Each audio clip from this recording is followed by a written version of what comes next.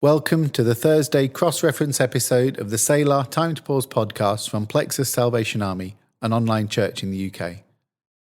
On Monday, in our walk through John's Gospel, we found that while Nicodemus may have been afraid, ashamed, or even just embarrassed to be seen with Jesus, Jesus showed none of the same reluctance. Today, we consider the implications of that for us in the light of one verse from Paul in his letter to the Romans. Welcome one another as Christ has welcomed you. I will stop and breathe in your presence. Just breathe.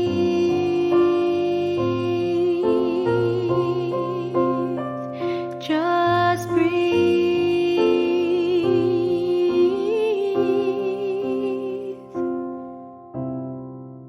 Friends can offer support in so many ways. Soup when you're sick, words of comfort or distraction after you've had a bad day, or a spare bedroom when you need to get away. Strong friendships are based on mutual support. However, in a one-sided friendship, the communication, time and effort needed to sustain the connection typically falls to one person. When they need something, they seek you out right away, but when you're in need, you just can't seem to reach them. One-sided friendships can leave you confused and hurt. You demonstrate an interest in their well-being, but they show little interest in you and your needs, unless you make an effort to draw them out. If one of your friendships feels a little unbalanced, So says one self-help website. we've got your back with strategies for recognising these friendships and keeping them from draining you dry. When you look through the advice they then offer, it would seem that they would have recommended that Jesus Take a step back and invest a little less energy. Consider whether this relationship is meeting your needs. and even goes so far as to say that You may find it best to stop responding when they reach out. Though it can be hard, stick with your decision, even when you find yourself worrying about them. Now, I do understand that this can be good advice when a friendship is so dysfunctional that it's become abusive. But I do worry also about the underlying assumption that the basis of a friendship is what you can get out of it, rather than what you can put in. And when, as on Monday, I see something of myself in the actions of Nicodemus, I'm immensely glad that Jesus didn't choose to shun him, for I'm immensely glad that Jesus never shuns me. Jesus chose to offer welcome, to live his life with wide open arms. We never read of him greeting people reluctantly, but only ever with the offer and promise of blessing. Even when he was tired and the crowds came and the disciples tried to keep them away, he welcomed those who were seeking him. Jesus stood and shouted to the crowds, "Anyone who is thirsty may come to me. Anyone who believes in me may come and drink." And we never read of him talking about what he might gain from others, but rather only of what relationship with him might offer to the other. Come to me, all of you who are weary and carry heavy burdens, and I will give you rest. Jesus welcomed people gladly, impartially, at all times and in spite of their imperfections. And Paul calls upon us to do likewise. Welcome one another, just as Christ has welcomed you. If any verse serves as a blatant reminder about Jesus' welcoming nature, this one is it. Jesus died for us so that we could be welcomed, sinless and reborn into the presence of God. Dare we exclude or ignore others for our own petty reasons when Jesus sacrificed himself to make us welcome? Now, it's important to note that this is not an instruction for us to become doormats, but it is urging us to show a little grace. In fact, more than just a little. It's calling us to willingly self-sacrifice for the sake of others and for God's glory. So what might that look like? A few other sayings from Jesus help us to see. For I was hungry and you gave me food. I was thirsty and you gave me drink. I was a stranger and you welcomed me. I was naked and you clothed me. I was sick and you visited me. I was in prison and you came to me. These are probably some of the most well-known verses about welcoming others. They speak specifically to those who might initially be hard to welcome, the poor, the sick, the criminal, indeed anyone who we consider different.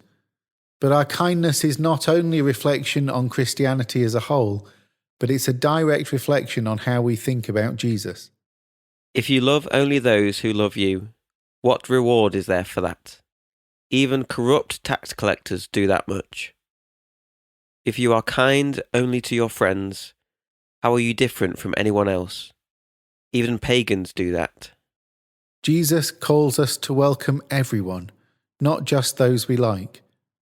It's easy to welcome those who are like us, but what about those who are so different that they have a totally different belief system or even moral code?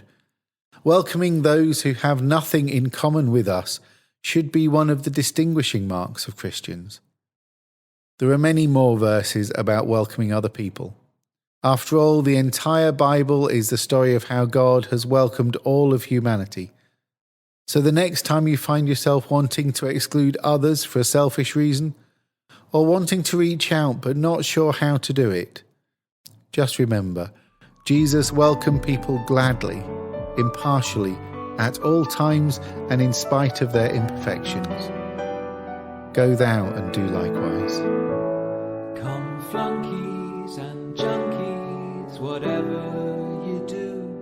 Come trannies and grannies and a hoodie or two. Come the high and the hoar, we don't mind anymore. Come and join us, we've opened the door. Come tipsy and gypsy to a place you belong. Come playboy and gay boy and join in the song. Come the hard and the horde, your way in is assured. Join the gang and you won't be ignored. Bring your bones, bring your skin, bring the mess that you're in. Bring the demons that are dancing inside you. Bring your heels, bring your hair, bring the clothes that you wear, and let somebody sit down beside you. You should come as you already are, because nobody here will condemn you. There's no standard or bar, no front or registrar, only Jesus who died to redeem you. You should come as you are.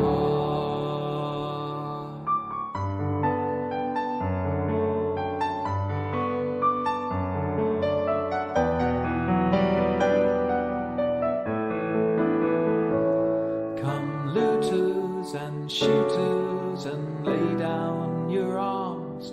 Come dealers and stealers and soak in the Psalms. Come the weird and the worst, to be valued and versed. Feel the love where the last shall be first. Come boozers and losers and sit at his feet.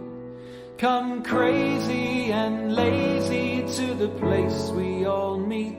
Come deprived and depraved for the love that you crave. You belong, you believe, you behave.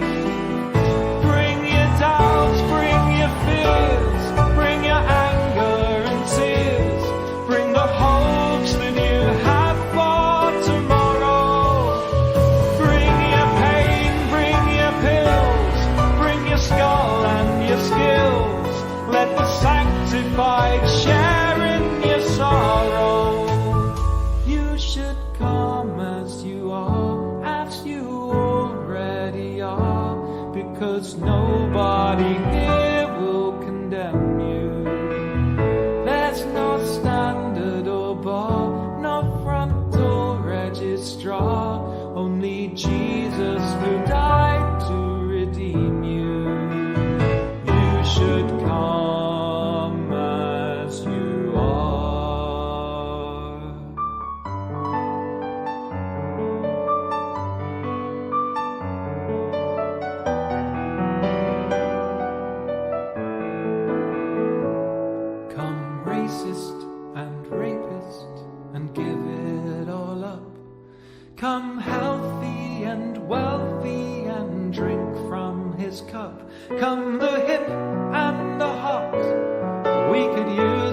you've got.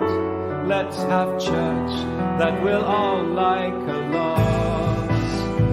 Bring your slang, bring your swing, bring your fang and your thing, and our lives will be better and broader. Bring your lover, bring your friend, bring the ways you must mend, and in time you'll cross over the border. You should come as you already are, because nobody here will condemn you.